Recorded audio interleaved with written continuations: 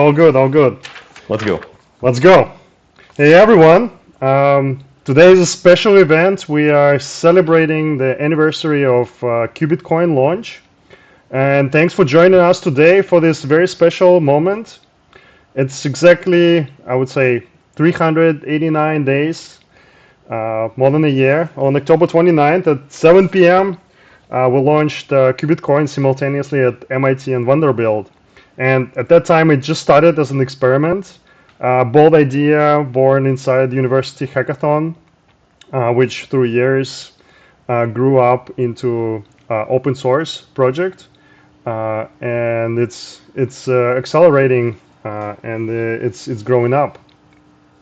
So yeah, back then we had zero miners, zero hash power, zero guarantees that this project would take off. But today, just 1 year later, we're a community of more than 3,000 people.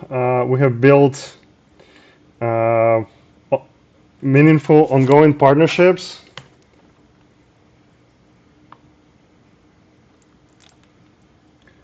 And we're officially listed on exchanges like CoinEx and SafeTrade. And this past year, this like 0 to 1 transition, the Qubitcoin became real. And now the network has grown into something none of us could have imagined. We have nearly about 44,000 miners, and at peak, that was at peak, also with 30,000 workers of the devices being in the network. And this is extraordinary to see that now we have about 100 trillion quantum circuits computed every single second. I think this is fascinating, and we keep growing. So Qubitcoin, it's a non-profit open source project with a clear mission to accelerate the development of quantum computers by creating the world's first decentralized quantum simulations engine. And we believe that the future of quantum technology should not belong just to a handful of institutions or companies where it's seated, but it should be shaped by a global community. And that's why we have this project. We are decentralizing the development of the quantum computers. So yeah, thanks for joining us again and being part of the journey. And welcome to our 1 year anniversary celebration. And let's look back at what have happened and our achievements. So the team, which is the core part of this development, we have David and Daniil, who are driving the technical frontiers of the Qubitcoin and Superquantum and making the impossible happen week after week.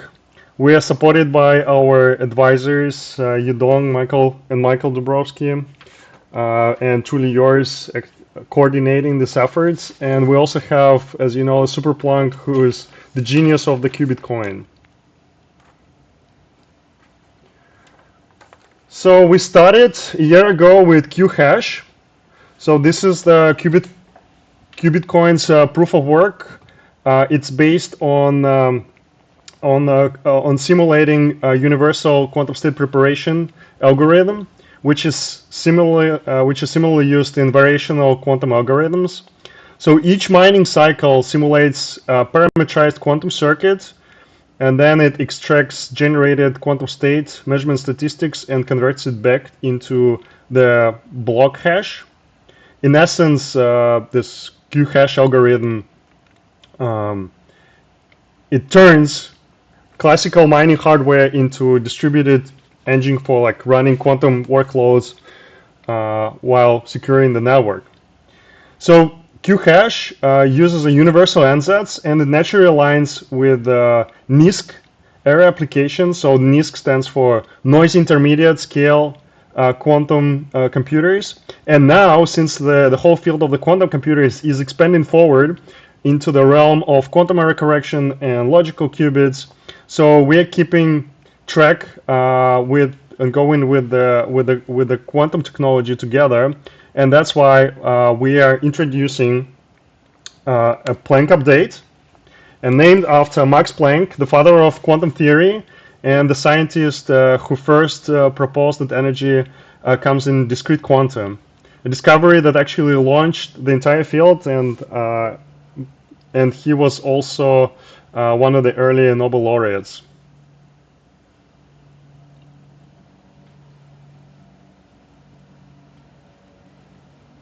All right, let's now go to the next slide and talk about the first big thing that we actually have to announce today. That's our new Qubitcoin consensus protocol that builds upon the existing Qubitcoin tech and that we call superdense consensus. Superdense consensus is, on the very basic level, is the new Qubitcoin architecture enabling multiple proof-of-work tasks existing in the same blockchain, as you can see on this diagram. Each block has its own proof-of-work task, and the task can be solved in any order. Each miner chooses for themselves which task or tasks they mine. This is intended to give miners more flexibility and is expected to result in roughly uniform per task miner distribution due to equal economic incentives for each task. Each task maintains its own difficulty level, which is completely separate from all the other tasks, to accommodate the constantly increasing mining performance and keep the tasks equally difficult at all times.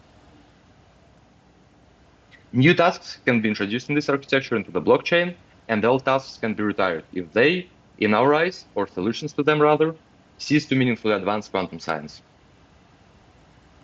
Let's now clarify what exactly we talk about when we say tasks. Each task in this new superdense consensus has a task definition, which, as you can see here, consists of the task ID, the task name, the proof of work algorithm, which is used for block validations for each task, and optionally the deactivation height, which is when the task gets deactivated, and the corresponding activation height, which is when it becomes active in the blockchain, as well as the initial difficulty, which just sets the difficulty level for the first block of each task and is chosen based on the expectations of the mining performance at the task's launch. Here you can see the task definition of our current blockchain task, Qhash, that Misha has mentioned before. It has the ID of 0 because that's the ID of the default task, which is used before the transition to this new architecture. The name is obviously Qhash. The activation height is 0 because it was introduced in the Genesis block. And the difficulty that you see here is the actual difficulty that was put into this Genesis block more than a year ago now. Also for Qhash, the proof of work algorithm that we had is just the simple custom hash function of the header, as Misha has mentioned before, and then comparing this the result of this hash function to the target, which is derived from difficulty, which is what most proof of work blockchains do at this point. But now let's take a look at the new example task, which is based on the task David and our research team has been working on, and that will be touched upon in the second part of the presentation. So let's for now say that the idea of this task is 1, and just for the sake of the example, we'll call this task compilation. Let's say that it activates at 80,000 blocks height, which is a few thousand blocks from now, and that we set its difficulty to this random number, which, as I said before, is based on our expectations of the total mining effort that will be directed to this task during its launch. Now, the proof of work algorithm is the most interesting part of each task, including this new task in this architecture. Because now, this proof of work algorithm can accept the whole block header, not only some result of its hash function, and run some computational validations to confirm that this block indeed solves the proof of work task on the whole header as a whole, and then based on that, either reject or accept this block. This use of the whole block header instead of just the simple hash of this header opens a lot of new possibilities for scientifically significant proof of work compared to the classical hashing that we've used so far, for example, for Qhash. One very important thing to highlight is that this task system is a fully layer 1 concept and is enforced at the blockchain consensus level, which makes it more complex than other similar projects in terms of implementation, but also gives us a lot of advantages because other projects usually build over the established layer 1 tech, which in this case we do not do. Each task in the systems will be introduced by the development team only and will constitute a carefully designed problem solving which results in gathering some really useful data aimed at advancing quantum science. This is fundamentally different from some other crypto projects in which such tasks are user-defined and user-maintained. So with the introduction of multiple tasks into the system, one of the main issues that we faced was the necessary rework of the difficulty adjustment algorithm to accommodate this new architecture.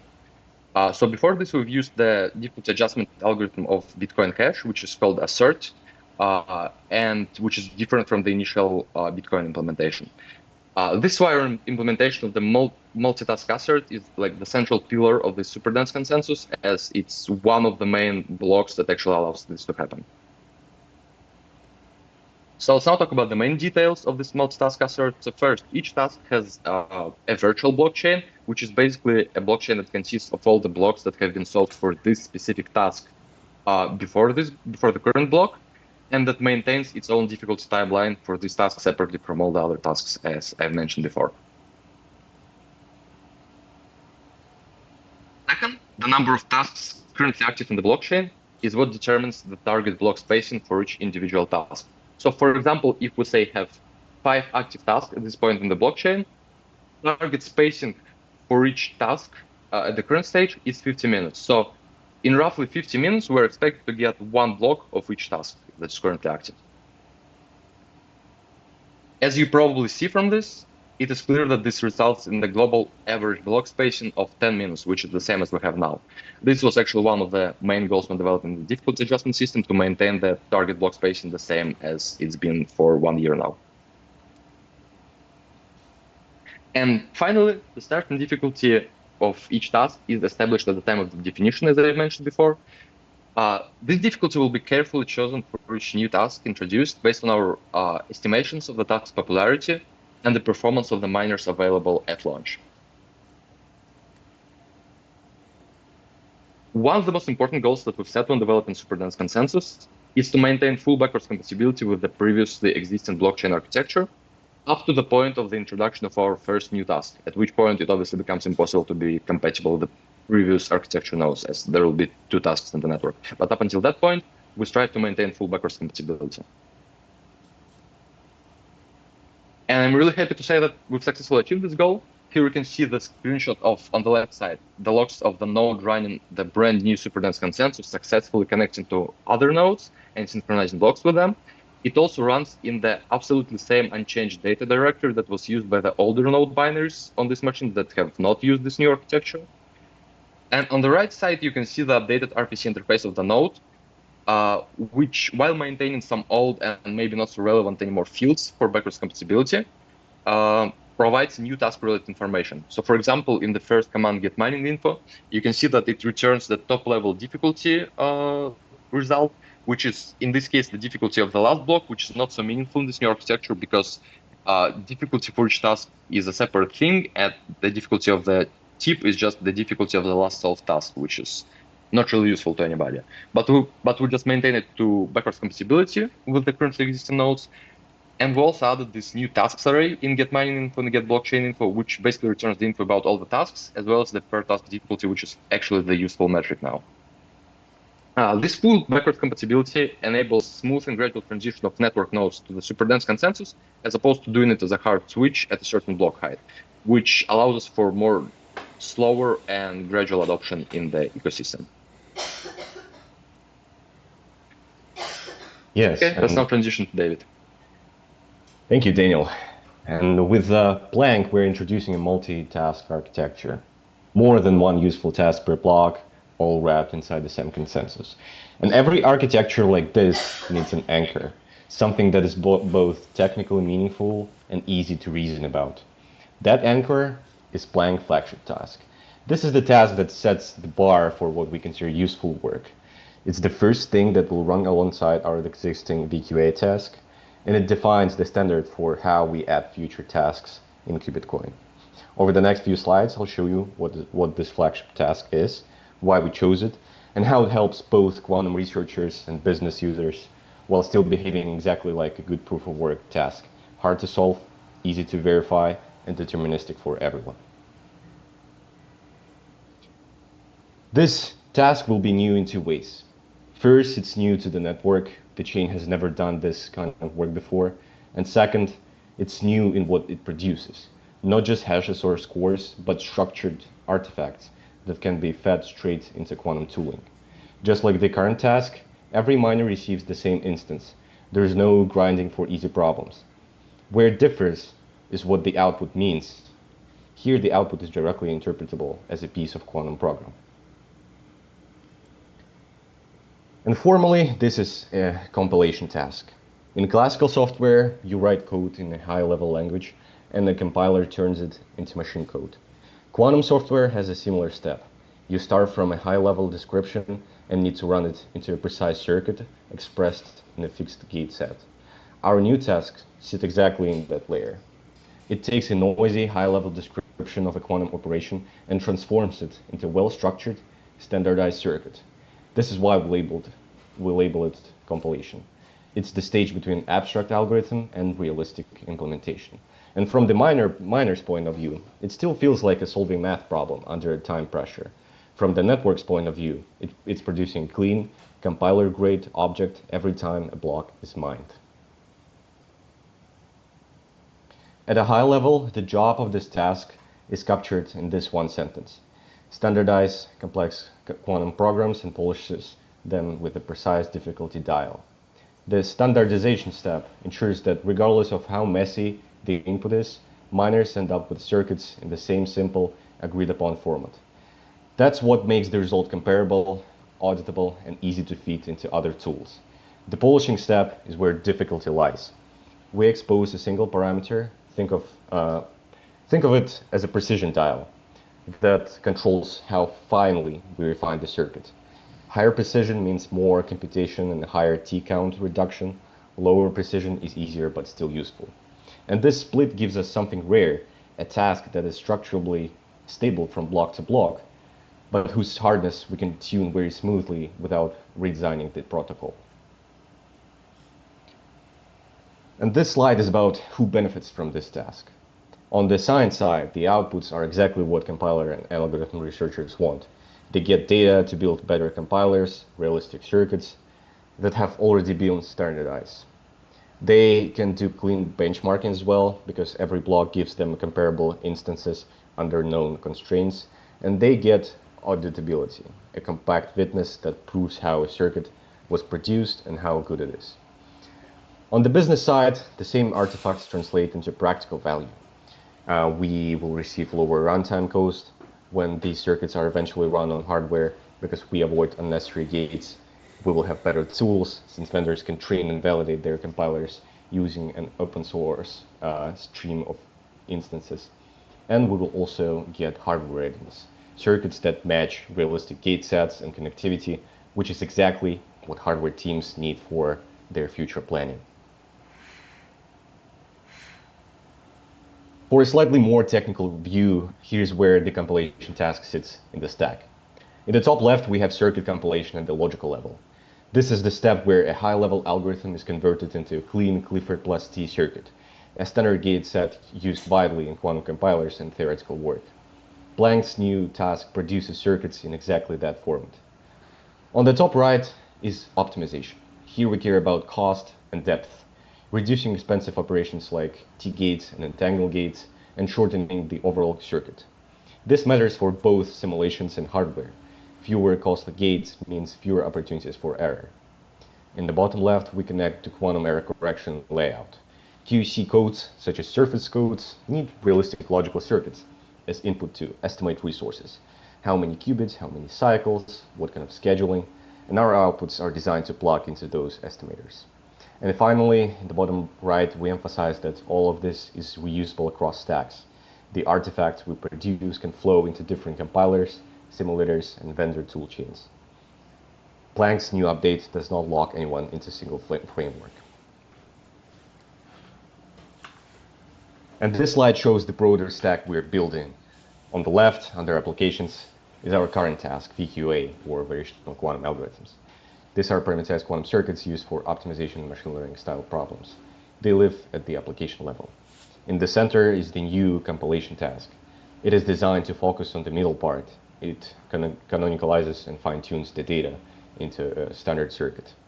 On the right, under hardware, is the placeholder for a future task, focused on routing and I/O.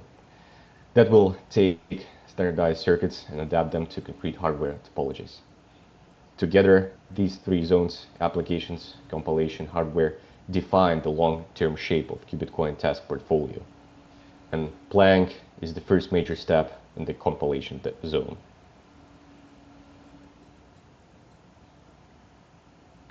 Qubitcoin will be designed to be extensible.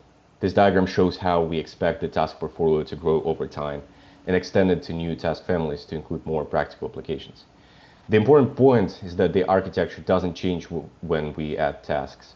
Each new workload plugs into the same multitask framework, receives a well-defined slice of difficulty, and contributes to a single consensus witness. From a protocol perspective, this is conservative. We keep one consensus and one security model. From a research perspective, it's ambitious. Over time, Qubitcoin can natively host an entire family of useful quantum tasks without constant hard forks. The important point is that the architecture doesn't change when we add tasks. Each new workload plugs into the same multitask framework, receives a well-defined slice of difficulty, and contributes to a single consensus witness. And the consensus rules remain single and clean. Nodes still verify a compact witness in milliseconds, but the density of useful work inside each block increases over time as we fill these future task slots. That's what we mean by super-dense consensus.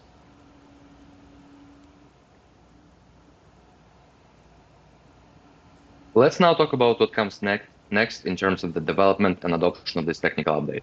This can generally be divided into two steps. The first one mainly relating to the adoption and development of the superdense consensus, and the second one focused on the implementation and the launch of the new task. So first of all, for the first step for the superdense consensus, the source code that was run on the screenshot I showed before will be released in the next few days as a separate branch on GitHub. And after that comes the step where we test this implementation more extensively, and this testing will be done both by us and hopefully by the community of people who wish to be early adopters and test this architecture as their main node binaries. After that, we'd like to gather a lot of feedback from miner and pool developers on the current architecture of the superdense consensus, because they're the ones who will be mainly working around the details of this architecture and working with the new interface of the node. So it's really important that this transition is as painless to them as possible and gives as much benefits to everybody as possible.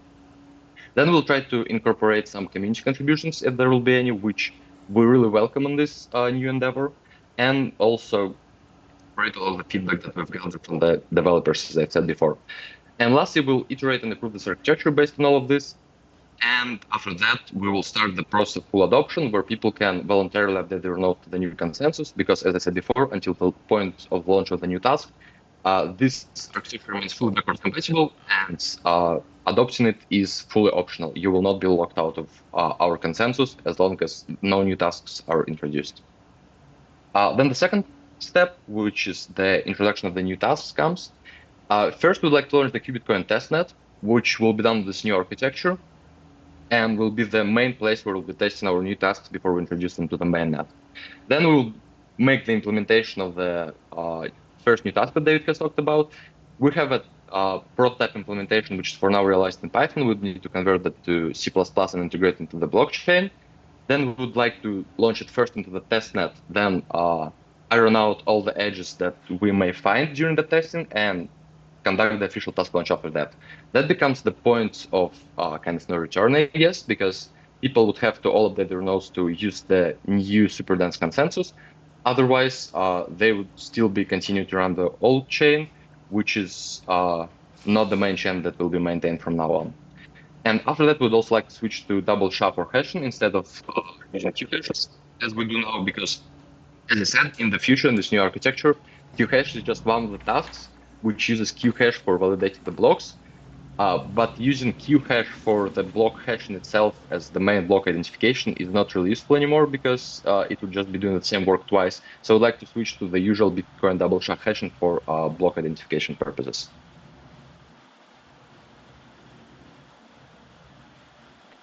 Finally, let's talk about what's next in practical terms. On the left side is our ecosystem growth. We want Planck to be easy to access and easy to understand. That means expansion to other exchanges, perhaps very soon. An updated UX and UI reflecting Planck as the current center of the story. New partnerships are on the way. A steady stream of educational resources, articles, and publications that explain Planck to non-experts. On the right is our R&D. This is where the technical ambitions continues. Research collaborations with universities and labs who want to plug in tasks or analyze Planck's data sets. A few of research collaborations are already ongoing, but they fall under NDA, and we hope in the near future we can highlight them more. New task families filling the applications, compilation, and hardware map, better dev docs, tooling, and a data portal so people can build on the outputs. And of course, deeper infrastructure work, including hardware in the loop experiments where Planck outputs are tested on the actual devices. And in terms of dates for our future releases, we are going to release a few ecosystem updates as well as super consensus until the end of the year, and the new task testnet will be launched in Q1 of 2026.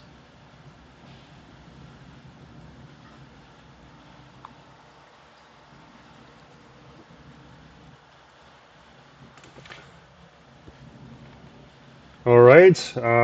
Thank you for this update, David, Daniel, and the team of the researchers and developers.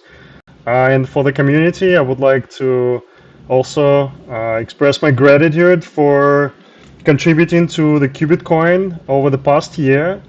Um, Thanks to the early supporters who helped to grow the community, to moderators, to the miners who kept the network up and running, and everyone who brought energy and positive vibes to our social channels. Your support truly matters. Let's bring Qubitcoin to the next level, and happy birthday, Qubitcoin. Yeah, thank you everybody, and stay tuned for the super dense consensus code updates in the next few days.